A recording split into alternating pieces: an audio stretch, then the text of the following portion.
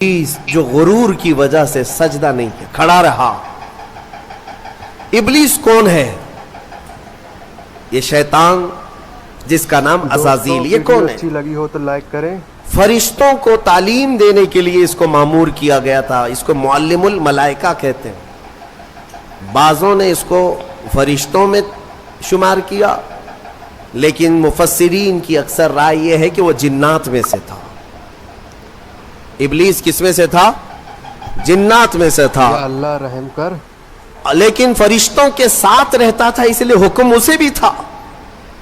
حالانکہ وہ اللہ کی بہت عبادت کیا ہے، بہت عبادت، اتنی عبادت کیا ہے کہ اس کے سجدے اگر زمین پر پھیلا دیے جائیں تو ایک راہی کے دانے کے برابر بھی جگہ خالی نہیں ہوگی، اتنے سجدے اللہ کے کر چکا، لیکن اس وقت سجدہ نہیں کیا۔ تو رب تعالیٰ نے سوال فرمایا، قال ما منعك الا تسجد اذ امرتك، تو سجدہ کیوں نہیں کیا جبکہ میں نے تجھے حکم دیا تھا؟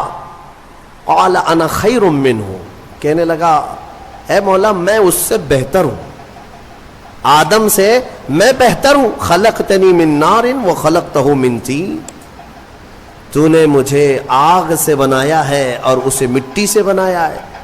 آگ بلند رہتی ہے، مٹی نیچے رہتی ہے، بلند آدمی نیچے والے کو سجدہ کیسے کرے؟ اللہ کے بندے۔ یہی غرور ہے۔ اب اس سے پتا چلا کہ کائنات کا سب سے پہلا گناہ وہ تکبر ہے، غرور، گھمنڈ، میں پن، کہ میں یہ ہوں اس کے سامنے کیوں جھکوں۔ یہ ابلیس کی یہیں سے خصلت شروع ہوئی۔ اللہ تعالیٰ نے فرمایا تو نے آدم کو دیکھا لیکن یہ نہیں دیکھا کہ حکم میرا تھا، حکم اللہ کا تھا۔ فاخرج منہا فإنک رجیم، آج سے تو ہمارے دربار سے نکل جا، اس لیے کہ تو مردود ہو گیا، راندہ بارگاہ، ہمیشہ کے لیے اس کو مردود قرار دے دیا گیا۔ یہ واقعہ میں بتا رہا ہوں آپ کو، یہ آج سورہ اعراف کے شروع میں ہی آیا۔ تو ابلیس نے کہا اے اللہ تو نے مجھے نکال دیا اپنے دربار سے، فرشتوں کی جماعت سے، انظرنی الی یوم یبعثون، بس مجھے قیامت تک کی مہلت دے دے بس۔ رب تعالیٰ سے ڈائریکٹ چیلنج کر رہا ہے، اللہ سے چیلنج کر رہا ہے، مجھے تو ٹائم دے دے بس۔ کیا کرے گا؟ کہتا ہے قال رب بما اغویتنی لاقعدن لهم صراطک المستقیم، بس تو مجھے ٹائم دے دے، قیامت تک تیرے جتنے بندے آئیں گے میں سیدھے راستے پر بیٹھ جاؤں گا۔ ثم لآتینہم من بین ایدیہم ومن خلفہم وعن ایمانہم وعن شمائلہم ولا تجد اکثرہم شاکرین۔ کہتا ہے میں تیرے سیدھے راستے پر بیٹھوں گا، جو بھی اس راستے سے گزرے گا، کبھی میں اس کے سامنے سے آؤں گا، کبھی پیچھے سے، کبھی دائیں سے، کبھی بائیں سے، کسی نہ کسی طرح اس کو اس راستے سے میں ہٹا دوں گا۔ اے رب تیرے بندوں میں تو شکر کرنے والے نہیں پائے گا۔ اللہ کو یہ چیلنج کر رہا ہے۔ دوسری آیتوں میں یہ تک کہا اس نے قال فبعزتک لاغوینہم اجمعین، تیری عزت کی قسم اے اللہ، عزت اس کو بھی معلوم ہے اللہ تعالی، اور قسم بھی اللہ کی عزت کی کھا کر کہہ رہا، تیری عزت کی قسم میں تیرے سارے بندوں کو گمراہ کروں گا، سارے بندوں کو گمراہ کروں گا۔ رب تعالیٰ سے چیلنج کیا، رب نے فرمایا قال انک من المنظرین، جا تجھے ٹائم دیا جاتا ہے، مہلت ہے تجھے، جتنا ٹائم چاہیے پورا لے لے۔ ٹائم ہی نہیں، طاقت بھی دے دی گئی، قوت بھی دے دی گئی، دنیا میں جتنی تیزی سے ایک جگہ سے دوسری جگہ جانا ہے سب تجھے دے دیا گیا، جا بہکا لے۔ کتنوں کو بہکاتا ہے؟ ان عبادی لیس لک علیہم سلطان، اللہ فرماتا ہے تو پوری کوشش کر لے، میرے کچھ بندے ایسے ہوں گے جن پر تیرا داؤ نہیں چلے گا، نہیں چلے گا، تیرا داؤ نہیں چلے گا۔ رب تعالیٰ نے بھی فرمایا تو پوری کوشش کر لے لیکن تیرا داؤ میرے کچھ بندوں پر نہیں چلے گا۔ وہ کون سے بندے ہیں؟ ان بندوں کے بارے میں ابلیس بھی مان گیا، شیطان بھی مانا، کہنے لگا ہاں ہاں ہے تیرے کچھ بندے۔ وہ کون ہیں؟ الا عبادک منہم المخلصین، یہ وہ بندے، ہاں مولا تیرے کچھ بندے ایسے ہوں گے جن پر میرا داؤ نہیں چلے گا۔ وہ کون ہے؟ وہ بندوں کی جماعت کو مخلصین کی جماعت کہا جاتا ہے کہ وہ اگر عبادت کرتے ہیں تو نہ ادھر دیکھتے نہ ادھر دیکھتے ہیں, وہ خالص تیری رضا کے لیے کرتے ہیں. تو جو لوگ دنیا میں صرف اور صرف اللہ کی رضا کے لیے نیک کام کرتے ہیں, یقین کے ساتھ میں کہتا ہوں ان پر شیطان کا داؤ بھی نہیں چلے گا. شیطان ان لوگوں کو نہیں گمراہ کرے گا. مخلصین کی جماعت. مخلصین کون ہے میرے عزیزوں؟ دکھاوے کے لیے کرنے والے مخلصین نہیں, اپنے رب کی رضا کے لیے. یہاں پر ایک روایت ملتی ہے قیامت کے دن جنتیوں کا جب انصاف ہو جائے گا نا, پورے جنتی ایک طرف ہوں گے, ان جنتیوں میں بھی 3 کیٹیگری ہیں. جنتیوں میں بھی 3 جماعتیں ہیں. ایک جماعت اللہ نے ان سے فرمایا کہ اے بندو تمہاری بخشش ہو گئی, تمہارے لیے جنت کا پروانہ ملا, تم جنت جا رہے ہو. یہ بتاؤ تم جنتی عمل کیوں کرتے تھے دنیا میں؟ تم نیک کام کیوں کرتے تھے؟ آج جنت تمہارے لیے ہو گئی نا, پاس ہو گئے. پاس ہونے کے بعد پوچھا جا رہا ہے تو وہ جماعت کہتی ہے اے مولا ہمیں تیری دوزخ سے بہت ڈر لگتا تھا, بہت ڈر لگتا تھا, اس کے ہولناک عذابات, اور تیری دوزخ سے ڈر کر کے ہم نیک کام کرتے تھے. اللہ فرماتا ہے ٹھیک ہے میں تم سے راضی ہو گیا, تم جنت میں جاؤ. دوسری جماعت, ان سے پوچھا جائے گا تم کیوں کرتے تھے؟ یہ سیکنڈ کیٹیگری ہے جنتیوں کی. تم کیوں نیک کام کرتے تھے؟ تم بھی پاس ہو گئے. وہ کہیں گے مولا قرآن میں اور حدیث میں تیرے رسول سے ہم نے جنت کی اتنی نعمتوں کا ذکر سنا تھا, وہاں کے محلات, وہاں کی خوشبوئیں, وہاں کی حوریں, وہاں کے غلمان, تو شوق تھا کہ جنت میں جائیں, اس لیے نیک کام کرتے تھے. تیری جنت کی خواہش نے ہم سے نیک کام کروائے. رب تعالیٰ فرماتا ہے جاؤ تم سے راضی اور تمہارے لیے جنت ہے, چلے جاؤ. تیسری ایک جماعت ہوگی جنتیوں کی, یہ لاسٹ کیٹیگری ہے. ان سے پوچھا جائے گا میاں آپ بھی پاس ہو گئے, جنت میں جا رہے ہو نیکیوں کی وجہ سے, تم کیوں نیکیاں کرتے تھے؟ وہ کہیں گے کہ مولا ہم نہ جنت کے لیے کرتے تھے نہ دوزخ کے لیے, ہم تو خالص تیری رضا کے لیے کرتے تھے. تو راضی ہو جا, بس ہمارا مقصد اتنا تھا. تو رب تعالیٰ فرمائے گا جاؤ میں تم سے راضی ہو گیا اور جنت میں جاؤ. وہ جماعت کھڑی ہو جائے گی, نہیں جنت میں نہیں جانا ہے. اگر جنت میں جائیں گے تو پھر بدلہ ہو جائے گا, معاوضے کے طور پر ہو جائے گا. پھر ہم کو اندر جانے کے بعد دوسرے لوگ تانا ماریں گے تم بھی جنت کے لیے کرتے تھے, وہاں بولے کچھ اور ہو, ہم نہیں جائیں گے جنت میں. رب تعالیٰ پھر دوبارہ فرمائے گا کہ اے مومنوں میں تم سب سے راضی ہوں, تم میری رضا کے لیے کر رہے تھے, میں راضی ہوا, جاؤ جنت میں. وہ کہیں گے مولا نہیں جنت میں جائیں گے تو پھر یہ مسئلہ آ جائے گا کہ تم جنت کے لیے کیا کرتے تھے, ہم تو تیری رضا کے لیے کرتے تھے. یہاں تک کہ روایت میں فرمایا گیا فرشتوں کو حکم ہوگا کہ ان کو بیڑیاں پہنا اور کھینچ کے جنت میں لے جاؤ. یہ مخلصین کی جماعت تھی. یہ لالچ میں عبادت نہیں کیے اور نہ ہی ڈر کر کے کیے, یہ خالص اللہ کی رضا کے لیے. اور اسی جماعت کے بارے میں شیطان بھی کہتا ہے ان پر میرا داؤ نہیں چل سکے گا, ان پر میرا حربہ نہیں چل سکے گا. اسی لیے میں مومنوں سے گزارش یہ کرتا ہوں کہ اعمال میں اخلاص پیدا کرو. اخلاص صرف اور صرف اللہ کے لیے, نہ کسی کو ڈر کر, نہ کسی کے لیے. عبادتیں نہیں, اللہ کے لیے. تم اپنی آخرت کو سوچو. میں ایک بزرگ کے متعلق پڑھا تھا 30 سال تک انہوں نے پہلی صف میں نماز ادا کی جماعت کے ساتھ, ایک نماز بھی نہیں چھوٹی, تکبیر اولا بھی نہیں چھوٹی. 30 سال تک, توجہ چاہتا ہوں, 30 سال تک ایک نماز میں ایک جماعت نہیں چھوٹی اور پہلی تکبیر بھی نہیں چھوٹی, پہلی صف میں کھڑے رہتے تھے. 30 سال کے بعد ایک دن مغرب میں آئے تو ایک رکعت ہو گئی. 30 سال کے بعد ایسا موقع آیا, پیچھے رہ گئے. تو پھر جب آئے دیکھا کہ صفیں تو لگ گئی ہیں, پیچھے جگہ مل رہی تھی, تو انہوں نے شرم کے مارے, ڈر کے مارے سب لوگ کیا کہیں گے ابھی 30 سال سے جس کی جگہ پکی ہے آج تو ہے نہیں, چھوٹ گیا پیچھے, تو پیچھے سے ہی گھر چلے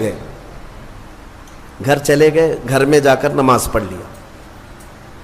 عشاء میں اس ڈر سے نہیں آئے کہ سب لوگ سوال کریں گے مغرب میں کہاں تھے. تو اس زمانے میں ایک بڑے بزرگ تھے, انہوں نے پوچھ لیا کہ فلاں صاحب جو رہتے تھے پہلی صف میں, جن کا ریکارڈ تھا 30 سال کا, وہ کہاں ہیں؟ کہا کہ حضور پتہ نہیں, مغرب میں بھی نہیں آئے, عشاء میں بھی نہیں آئے. کہا کہ چلو دیکھ لیتے ہیں, کہیں بیمار تو نہیں ہو گئے, کچھ تو ہوا نہیں تکلیف. گئے تو گھر میں بیٹھے ہوئے تھے, پوچھا کہ کیا بات ہے, مغرب میں بھی نہیں, عشاء میں بھی نہیں. کہا مغرب میں آیا تھا لیکن 1 رکعت ہو گئی تھی, میں شرم کے مارے پہلی صف میں نہیں آیا, پہلی صف میں جگہ نہیں مل رہی تھی, شرم کے مارے میں پیچھے نہیں کھڑا ہوا کہ لوگ کیا کہیں گے, میں واپس گھر میں آ کر نماز پڑھ لیا. اس بزرگ نے ان سے کہا جو 30 سال کی عبادت کر چکے تھے, کہا کہ اے بندے جا پچھلے 30 سال کی نمازوں کو پھر سے ریپیٹ کر لے, دوہرا لے, اس لیے کہ جو تو نے نمازیں پڑھی وہ صرف اسی نیت سے پڑھی کہ لوگ کیا کہیں گے, لوگ کیا کہیں گے. تجھے اس بات کا خیال نہیں ہے کہ تو عبادت اللہ کے لیے کرتا ہے, جا پچھلے 30 سال کی نمازیں اعادہ کر لے, پھر سے پلٹا لے. عزیزان گرامی, اخلاص ایک بڑی دولت ہے, اللہ تعالیٰ اپنے مخصوص بندوں کو عطا کرتا ہے. بات میں یہاں پر سمیٹتا ہوں کہ ابلیس لعین آدم علیہ السلام کو سجدہ نہ کیا, غرور اور گھمنڈ میں اللہ تبارک و تعالیٰ سے چیلنج کر کے نکلا. اسے اللہ نے ٹائم دیا, وقت دیا قیامت تک کا, اور وہ بہکاتا گھوم رہا ہے ابھی بھی. ہاں بس رمضان میں قید ہوا ہے, رمضان میں شیاطین کو قید کیا گیا, یہ حدیث پاک سے ثابت ہے. ابھی تو ہے نہیں, ہماری محفل میں بھی نہیں ہے, اور ابھی رمضان میں کہیں ہے نہیں, لیکن پھر بھی کچھ لوگ ابھی بھی روزہ چھوڑتے ہیں. یہ کون سے شیطان ہیں؟ نماز میں نہیں آتے, پھر یہ کون ہے؟ ان کو کون سلاتا ہے؟ ان کو کون؟ شیطان کا کوئی خلیفہ ہے؟ شیطان کسی کو اپنی ڈیوٹی دے کر کے گیا ہے؟ یہاں پر نفس امارہ ہے, وہ ہر ایک کے اندر ہے. انشاءاللہ پھر آگے کبھی میں عرض کروں گا, وہ ہر انسان کے پاس ہے. جس نفس نے شیطان کو بھی گمراہ کیا تھا وہ نفس تو ہمارے پاس ہے. نفس ایک بہت ہی خطرناک چیز ہے, اسی سے لڑنے کو میرے آقا نے جہاد اکبر کہا. جو اپنے نفس کے خلاف لڑائی کرے گا وہ جہاد اکبر ہے, بڑا جہاد ہے. تو بہرحال آدم علیہ الصلاۃ والتسلیم کی پیدائش ہوئی اور آپ کو وہاں سے جنت میں رکھا گیا. اب یہاں پر کچھ باتیں مجھے عرض کرنی ہے, وہ یہی ہے کہ آدم علیہ السلام کو جب ساری چیز انس سے بنا ہے انسان, انس کہتے ہیں محبت کو, اس کے فطرت میں ہے یہ کھچاؤ, دوسرے کے ساتھ اس کا کھچاؤ ہے, لگاؤ ہے, دوست بناتا ہی ہے, اکیلا نہیں رہے گا انسان. تو آدم علیہ السلام کو جو یہ بے قراری تھی وہ تنہا ہونے کی, پھر ایک دن اللہ رب العزت نے ان کی بائیں پسلی سے کچھ حصہ نکالا اور اس سے ایک عورت کو بنایا گیا, وہ حضرت حوا تھی. ہاں اتنی بات میں آپ کو بتا دوں, آدم علیہ السلام کی پیدائش وہ کس جگہ ہوئی اللہ بہتر جانے, کوئی تو جگہ ہوگی, لیکن عورت کی پیدائش تو جنت کے اندر ہوئی. کہاں ہوئی ہے؟ جنت کے اندر ہوئی ہے. ہاں جنت میں پیدا ہوئی ہے عورت, یہ اس کا مقام ہے, اور یہ جنتی چیز ہے. اللہ تبارک و تعالیٰ نے اس میں جو خوبصورتی رکھی ہے عورت کے اندر, وہ جنت کی کشش ہے. جب حضرت آدم علیہ السلام حضرت حوا کو دیکھتے ہیں, آپ کو پتہ ہے حضرت حوا دنیا کی سب سے خوبصورت عورتوں میں سے ایک ہے, سب سے خوبصورت تھی. آدم علیہ السلام ان کی طرف ہاتھ بڑھانے لگے, رب تعالیٰ کا حکم ہوا, آدم تمہارے لیے حلال نہیں, تم اس کا مہر ادا کرو, مہر ادا کرو. مہر دینا یہ جنتی قانون ہے, آج بھی ہمارے نکاح میں مہر رکھا جاتا ہے. آدم علیہ السلام نے عرض کیا کہ مولا میں یہاں کس چیز کا مالک ہوں, کیا چیز مہر میں دوں؟ رب تبارک و تعالیٰ نے فرمایا آدم تمہاری اولاد میں اخیر زمانے میں میرا ایک محبوب نبی پیدا ہوگا جس کو آسمانوں میں احمد، زمینوں میں محمد کہا جائے گا. آدم تم اس پر 20 بار درود بھیجو، یہ حوا کا مہر ہو جائے گا. شیخ عبدالحق محدث دہلوی رحمۃ اللہ علیہ نے بھی اس کو لکھا ہے. آپ اندازہ کرو، ہماری ماں کا مہر درود پاک ہے. ہماری ماں ہمارے باپ کے لیے حلال ہوئی تو درود کے صدقے میں حلال ہوئی. اور جس کو درود سے چھڑ ہے اسے سوچنا چاہیے کہ حلال ہونے کا طریقہ آدم علیہ السلام کے لیے حضرت حوا درود رکھا گیا. درود کے منکر تو کہاں جائے گا کہ اپنے ماں باپ کے بارے میں شک کرے گا. آدم علیہ السلام اس کے بعد حضرت بی بی حوا کو چھوتے ہیں. دونوں مزے سے رہ رہے تھے. قرآن میں اللہ فرماتا یا آدم اسکن انت وزوجک الجنت فکلا منہا حیث شئتما. رب فرماتا ہے تم اور تمہاری بیوی جنت میں رہو، جو چاہے کھاتے رہو، جہاں سے من کرے کھاؤ. جنت میں گھومتے رہو، پھرتے رہو، ساری چیزیں تمہارے لیے اب حلال ہیں. لیکن رب نے فرمایا تھا وَلَا تَقْرَبَ هَٰذِهِ الشَّجَرَةَ، ایک درخت ہے اس کے قریب مت جانا. ایک درخت ہے اس کے قریب مت جانا. اللہ کی طرف سے منع تھا. وہ درخت کے قریب جانے کی ممانعت آئی تھی تو ہوا کیا؟ ابلیس لعین جو بارگاہ سے مردود ہو گیا تھا، اب اس کی ڈیوٹی ہو گئی تھی کہ آدم علیہ السلام کو بہکائیں یا پھر ان کی ذریت کے خلاف کچھ نہ کچھ سازشیں کرتے رہے. اس کی ڈیوٹی ہو گئی تھی. اس وقت تک وہ فرشتوں میں بھی جاتا آتا تھا، جنت کے دروازے تک بھی پہنچتا تھا. روایات یہ بتاتی ہیں کہ ایک دن جنت کے قریب وہ گیا، آدم علیہ السلام اور حضرت حوا کو بلایا، کہا کہ تمہیں پتہ ہے اس درخت کے قریب جانے سے کیوں منع کیا گیا ہے؟ آدم علیہ السلام نے پوچھا کیا بات ہے؟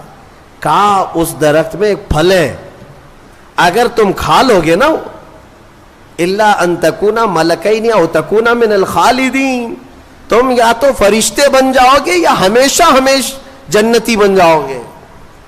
ہاں اگر کھا لیے تو ہمیشہ کا ہو جائے گا، پکے ہو جاؤ گے. اس لیے تمہیں روکا گیا ہے، کھانے سے روکا گیا ہے کہ تم کنٹینیو نہ ہو جاؤ، یہاں پہ ہمیشہ کے نہ ہو جاؤ. آدم علیہ السلام اس کی باتوں میں نہیں آئے. لیکن اندر آنے کے بعد حضرت حوا بار بار کہنے لگیں آدم علیہ السلام سے کہ ایک بار پھل کھا کے تو دیکھتے ہیں، کھا کر کے تو دیکھتے ہیں. حضرت آدم علیہ السلام نے منع کیا. رب تبارک و تعالیٰ نے قریب جانے سے منع کیا ہے وَلَا تَقْرَبَ هَٰذِهِ الشَّجَرَةَ. اب یہاں پر شیطان نے ایک لاجک سکھائی، منطق. ہاں قریب جانے سے منع کیا نا، درخت کا پھل کھانے سے تھوڑی نہ منع کیا. تو حضرت بی بی حوا نے پھل توڑ کر کے آدم علیہ السلام کو بھی پیش کیا، خود بھی کھائیں. جیسے ہی ان دونوں نے کھائے، قرآن میں اللہ فرماتا ہے دونوں کے کپڑے اتر گئے، لباس اتار لیا گیا، پورا کا پورا لباس اتار لیا گیا. جنت کے کچھ درختوں کے پتوں سے انہوں نے اپنا جسم چھپایا. پھر فوراً حکم آیا اللہ کا، قال اہبطوا، اتر جاؤ تم سب کے سب، تم سب اتر جاؤ جنت سے، زمین پر جاؤ. اس لیے کہ اللہ تعالیٰ نے جس چیز سے روکا تھا تم نے وہ کھا لیا. آدم علیہ السلام کو بھی اتارا گیا، بی بی حوا کو بھی اتارا گیا. جنت میں اور جنہوں نے ان کا تعاون کیا تھا سب کو اتارا گیا، زمین پر بھیج دیا گیا. اور پھر الگ الگ آدم علیہ السلام کو سرندیپ پہاڑ پر جو سری لنکا میں ہے آج، حضرت حوا کو جدہ میں سعودی عرب میں. اتنا لمبا فاصلہ، اور پوری بھری دنیا میں دو ہی لوگ ہیں اور ایک ادھر ایک ادھر. رب تبارک و تعالیٰ نے اتارا اور پھر یہ فرمایا ایک مدت تک تم کو زمین میں ٹھہرنا ہے اور پھر میری طرف لوٹ کر کے آنا ہے. آدم علیہ السلام اس بات پر روتے رہے، بہت روئے، تقریباً 350 سال روئے. سب سے زیادہ رونے والوں میں آدم علیہ السلام کا نام آتا ہے. پھر ایک دن ایسا ہوا کہ آدم علیہ السلام نے اللہ تعالیٰ کی بارگاہ میں یوں عرض کیا کہ جب میری آنکھ کھلی تھی سب سے پہلے حضرت آدم علیہ السلام کی روح ڈالی گئی, آنکھ کھلی تھی, تو سب سے پہلے آدم علیہ السلام کی نظر جس چیز پہ پڑی تھی وہ لا الہ الا اللہ محمد الرسول اللہ. اللہ تعالیٰ نے اپنے نام کے ساتھ ایک اور نام رکھا تھا. آدم علیہ السلام نے اللہ کی بارگاہ میں یوں عرض کیا کہ مولا, جس کا نام تو اپنے نام کے ساتھ آسمانوں میں رکھا اس کے طفیل میری توبہ قبول فرما. فوراً رب تبارک و تعالیٰ نے جبرائیل امین کو بھیجا, جاؤ آدم کی توبہ قبول ہوئی, اس لیے کہ محبوب کا وسیلہ لیا گیا. ہاں, اسی لیے ہمارے امام بریلی کے تاجدار فرماتے ہیں وہ جہنم میں گیا جو ان سے مستغنی ہوا, ہے خلیل اللہ کو حاجت رسول اللہ کی, ہے خلیل اللہ کو حاجت رسول اللہ کی, عرش حق ہے مسند رفعت رسول اللہ کی, دیکھنی ہے حشر میں عزت رسول اللہ کی. یہ اتنا ہی نہیں میرے عزیزو, تمہیں کیا خبر, قیامت کے دن کے بارے میں بھی اعلیٰ حضرت فرماتے ہیں خلیل و نجی مسیح و صفی سبھی سے کہیں نہ بنی. قیامت کے دن یہ قوم کہاں کہاں جائے گی, سارے نبیوں کے پاس جائے گی, سب کیا کہیں گے, میرے علاوہ کسی اور کے پاس جاؤ. ہاں, حضور فرمائیں گے آؤ میں تمہاری شفاعت کے لیے ہوں. اس کو اعلیٰ حضرت فرماتے ہیں خلیل و نجی مسیح و صفی سبھی سے کہیں نہ بنی, یہ بے خبری کی خلق پھری کہاں سے کہاں تمہارے لیے. یا رسول اللہ, کہاں سے کہاں تمہارے لیے, دہن میں زباں تمہارے لیے, بدن میں ہے جہاں تمہارے لیے, ہم آئے یہاں تمہارے لیے, اٹھے بھی وہاں. الحمدللہ حضرت آدم علیہ السلام کی توبہ قبول ہوئی. اس کے بعد آپ کو حکم ہوا حج پہ جانے کا, آپ حج کے لیے آئے. کعبہ اس وقت موجود تھا, کعبہ اس وقت موجود تھا, فرشتوں کا تعمیر کیا ہوا تھا. آدم علیہ السلام سفر کر کے گئے حج کے لیے. یہاں سے ایک بات میں عرض کرتا ہوں, دنیا کا پہلا حج ہندوستان کی سرزمین سے ہوا. آدم علیہ السلام اسی زمین سے گئے, اور ہمارے لیے فخر کی بات یہ ہے کہ یہ ہندوستان ہمارے باپ کی زمین ہے. ہاں, آدم علیہ السلام باپ ہے کہ نہیں ہے, ہمارے باپ کی زمین ہے. الحمدللہ ہم اپنے باپ کی زمین پر قائم ہیں, ہاں کسی کے باپ کی نہیں ہے. اور فخر سے رہو, خوشی سے رہو, اللہ تبارک و تعالیٰ نے زمین پر تمہیں قرار دیا. آدم علیہ السلام جب وہاں پہنچے تو عرفات کے میدان میں حضرت حوا سے ملاقات ہوئی. پھر اس کے بعد زندگی کی ابتدا ہوئی, اولاد شروع ہوئی آدم علیہ السلام کی. پھر نسل انسانی کا ایک بہت بڑا سلسلہ شروع ہوا, اور اسی نسل انسانی کی برکت ہے کہ ہم اور آپ زمین پر آج موجود ہیں, اسی آدم علیہ السلام کی نسل سے. ایک اور بات خاص طور پر عرض کرنا ہے, وہ یہ ہے کہ آدم علیہ السلام کہاں سے اتارے گئے تھے. میں نے ابھی آپ کے سامنے عرض کیا, کہاں سے اتارے گئے تھے, جنت سے اتارے گئے تھے, جنت سے اتارے گئے, اور جہاں سے آئے ہیں وہیں پر جانا چاہیے. اسی لیے کہا گیا انسان کو کہ تیرا اصلی وطن جنت ہے. تیرا اصلی وطن کیا ہے, جنت ہے. بچہ جب ماں کے پیٹ سے پیدا ہو کر کے دنیا میں آتا ہے تو روتا آتا ہے نا, دیکھا ہے نا آپ نے, روتے ہوئے آتا ہے. کیوں روتے ہوئے آتا ہے؟ بزرگوں نے فرمایا, خود میرے مرشد گرامی حضور تاج الشریعہ رحمت اللہ تعالی تشریح فرماتے تھے کہ بچہ روتا ہوا اس لیے آتا ہے کہ اس کا اصلی وطن چھوٹ گیا. کون سا؟ جنت میں تھی. ہماری روحیں آنے سے پہلے کہاں تھی؟ جنت میں تھی. اصلی وطن جب بھی چھوٹتا ہے تو روتا ہوا آتا ہے. اور اسی لیے شاعر کہتا ہے, شاعر کیا کہتا ہے کہ یاد داری کے وقت زادنے تو ہما خنداں بودند تو گریاں. اے انسان تجھے معلوم ہے جب تو پیدا ہوا تھا سب ہنس رہے تھے اور تو رو رہا تھا. ماں بھی ہنس رہی تھی, باپ بھی ہنس رہا تھا, خوشی میں سب پیڑے بانٹ رہے تھے, جلیبیاں بانٹ رہے تھے, ہیں سب خوش تھے کہ تو پیدا ہو. لیکن تم کیا کر رہے تھے؟ تم تو روتے ہوئے آئے تھے.